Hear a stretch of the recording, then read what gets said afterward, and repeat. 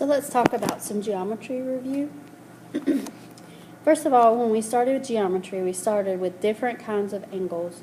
And we looked at lines like the one is given, where these two lines were parallel. Remember, those two arrows on the line mean that the lines are parallel.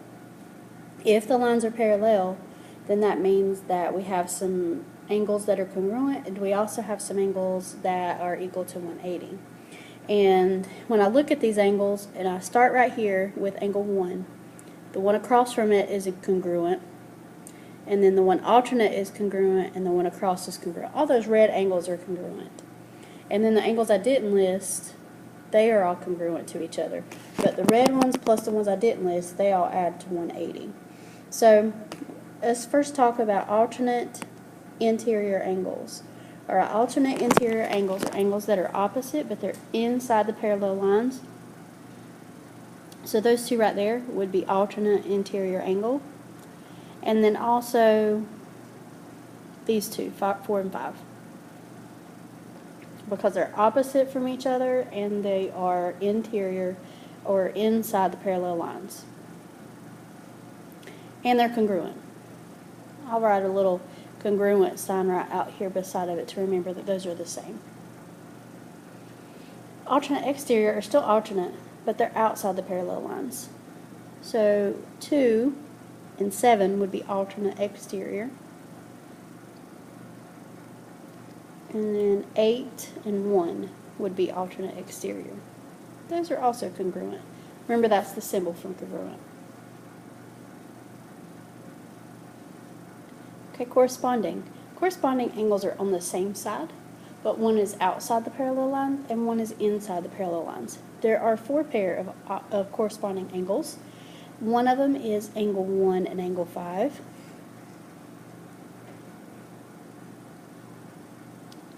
Another would be 2 and 6.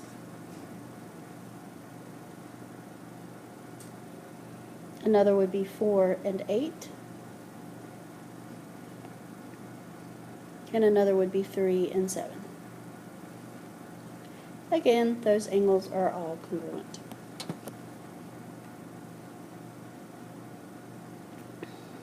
Okay, same side interior angles.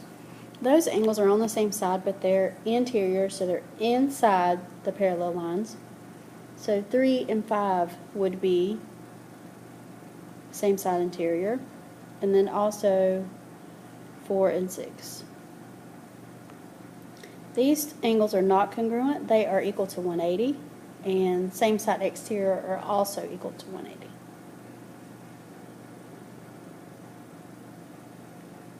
Okay, same side exterior would be 2 and 8,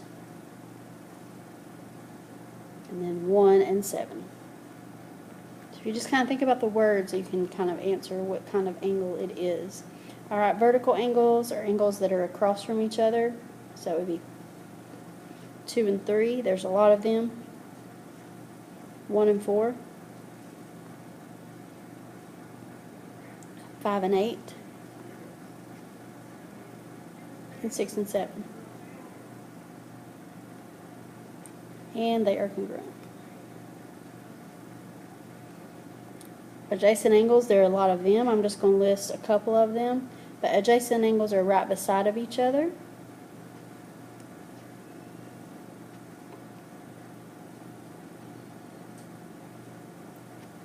You can also do it like this way. So there are so many, I'm just not going to list them all, but they are adjacent and they make 180. A linear pair are 2 angles that equal 180 that are side by side that make a line. In this case, the linear pairs are equal to the adjacent angles. Now, over here I wrote adjacent angles are equal to 180. Well, that's only in this type of situation. I could draw another figure like this right here where these 2 angles would be adjacent, but they are not equal to 180. Adjacent just means side by side. In the figure above, side by side means they are linear pairs, so those 2 are the same. Down here where it says which angles are congruent, that's what we talked about at the beginning. 1, 4, 5, and 8. And which angles are supplementary. That's the rest of them.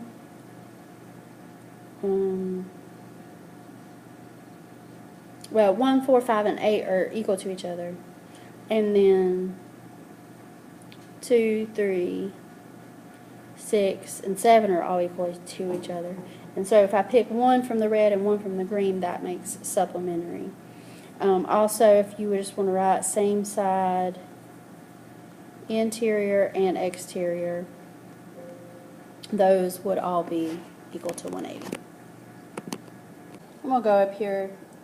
I'm going to go over here to the side. I'm going to do these. And then once we get to the bottom, I will go to answer the rest of those questions that are at the bottom of this page. Perpendicular bisector. What a perpendicular bisector does is it makes a 90-degree angle, and it makes the places it bisects be the same, because that's what bisector means. Bisect means that you're cutting it into half, or two halves that are the same.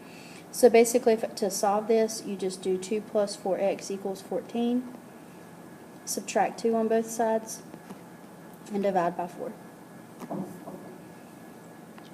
Isosceles triangles, 2 sides are congruent, which makes the base angles, whatever the angles are across from those sides, congruent. So in this case, we already know that 50 and 50 are the same, so it's isosceles. That makes the sides across them to be the same, so that I know that x is 15. The sum of angles in a triangle equal 180. So when I try to find x here, I add 40 and 85 together, and then I subtract that from 180. So x is 55. All right, mid-segments. Whenever you have two parallel lines, like it's noted here, what happens is that, and also as long as these are the same and these are the same, these are called, it's a mid-segment. This little line there in the middle of the 25 is a mid-segment, and the mid-segment is half as long as the base. So if I'm trying to find the bottom, I'm going to take the mid-segment and multiply by 2, and I get 50. Alright, let's do these problems here at the bottom. Supplementary angles equal to 180, complementary equal to 90. Exterior angle theorem. What the exterior angle theorem says is that if you're trying to find an angle outside of the triangle that's connected to it, you can add the two angles across from it, or across from it in the triangle. For example, D here is equal to A plus B, because it's the two angles in the triangle across from it.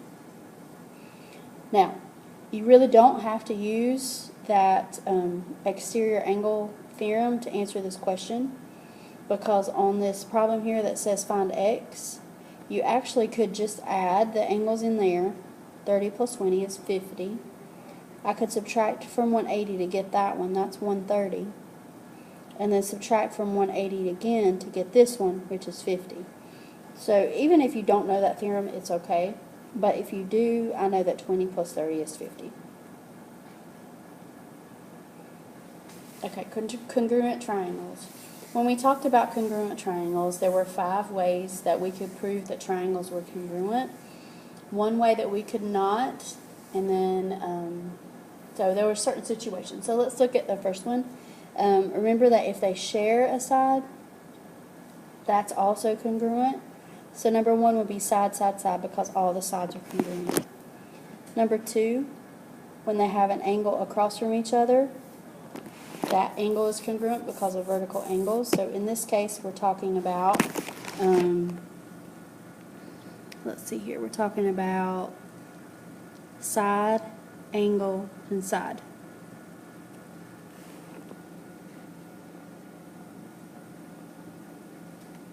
Alright, on the next one, number 3, again, they share that side there in the middle. So this would be angle, angle, side. You have to go in order. We can't say angle, side, angle, because the side is not between the two angles. The next one, they do share an angle. So we can say angle, side, angle. Number 5, so it's a right angle. They share this side and that side, so it looks like it's ASS. We know that's bad, so let's think, is there anything else we can do here? And because this is a right angle, I can use H for the sides, because this is H and this is H, and one of the sides for H is marked. That's good. And L is a leg, or the hypotenuse, and L is marked. So this problem is HL. It's a little different from the others.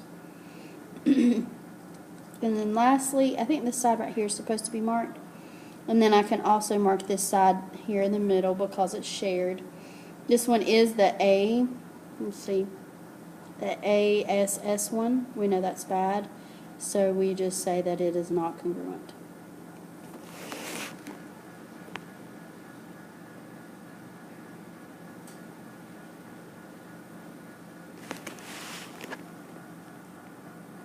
Okay, let's talk about similar triangles. There were lots of things that we did with similar triangles. And with congruent triangles, there was all those ways that you can prove that the triangles were congruent. But with similar triangles, there were not as many ways.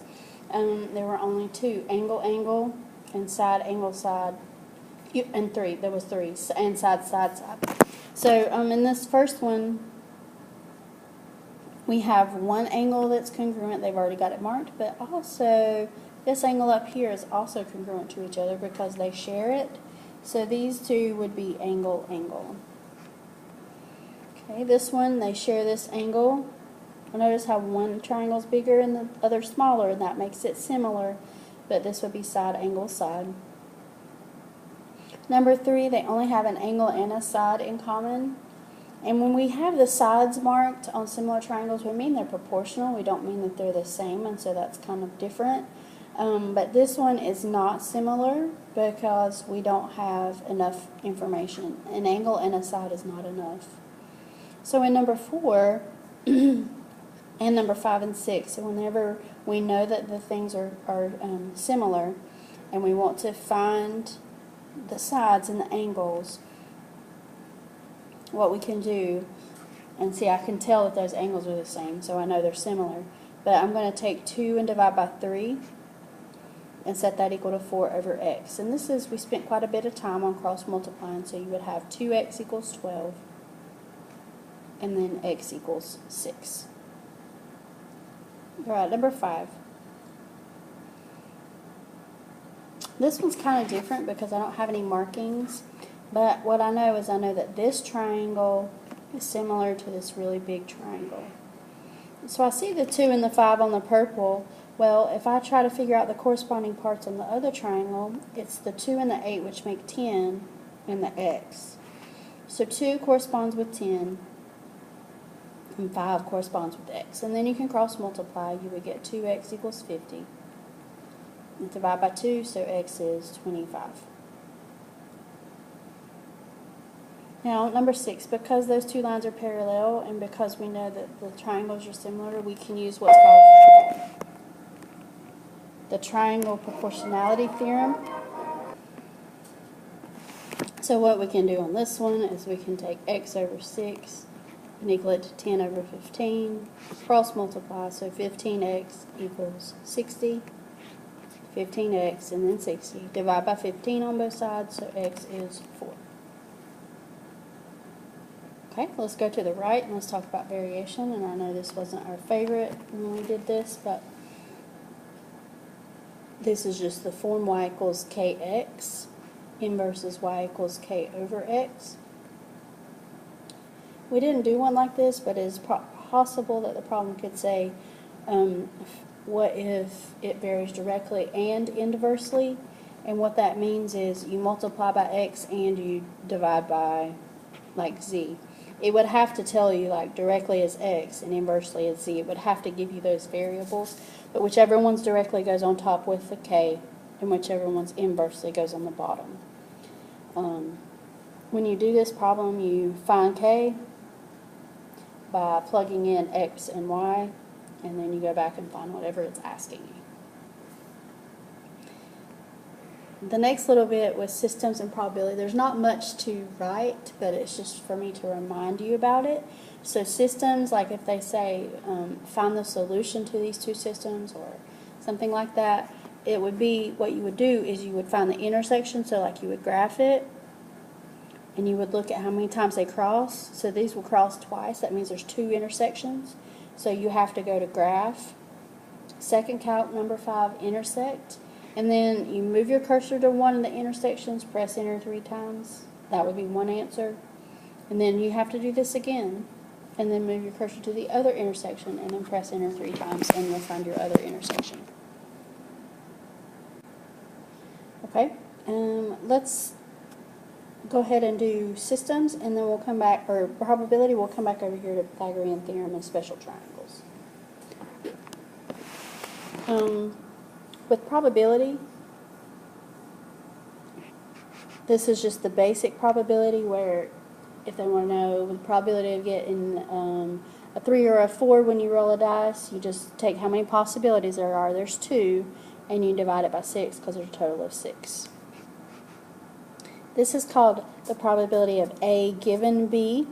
And I'll do an example when I get to the bottom of that when you look at a table. But that formula is there just in case you need it, in case the problem gives you different information and not in table form. The probability of A or B, this is where you take the probability of A and you add the probability of B, but you subtract off what they have in common because you don't want to include them twice. Mutually exclusive is when the events can't happen at the same time. And independent is where the two events are independent of each other. They don't matter to each other. The probabilities don't change. It would be, with replacement would be independent, without replacement would be dependent. And then I wanted to just show you one of the table problems just to make sure that you can remember how to do it. The first one says the probability of math given that they're 9th grade. That little given that means I'm only looking at 9th graders, so that means that 30 goes on the bottom. And then the probability of math in that little section is 20, so it's 20 over 30. Okay, this one says given that they're science, so I only look at science, that means 15 is on the bottom. Probability in their 10th grade, well, I'm looking only at that circle category. There's only 5 of them, so it would be 5 over 15. Okay, let's go back to Pythagorean theorem quickly. Remember that this is a squared plus b squared equals c squared. C is always across from the hypotenuse, and the other two are a and b. So this problem would be 4 squared plus 6 squared equals c squared. And you would go ahead and square those and add them. So you would take 4 squared plus 6 squared, you get 52. And you then take the square root. Depending on how the problem answers are given to you, if they just give it to you as a decimal, then you just put square root 52 in the calculator and you'll get 7.2. I believe that the answers would be written a different way, and this is where you divide.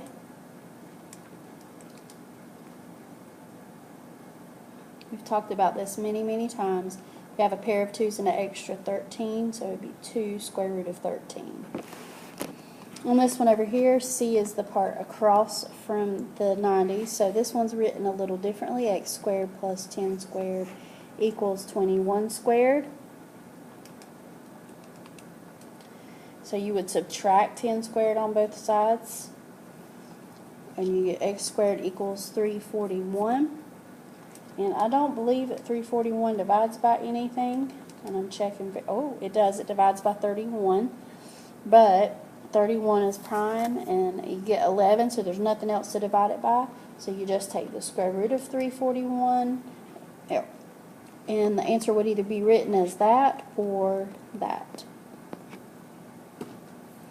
Special triangles, what I want you to remember about those is that if they say use special triangles, remember you can use sine, cosine, and tangent. You can use SOHCAHTOA. You do not have to use the special triangles. When we did the special triangles, we made proportions, and we said the side across from 30 corresponded with the other side across from 30.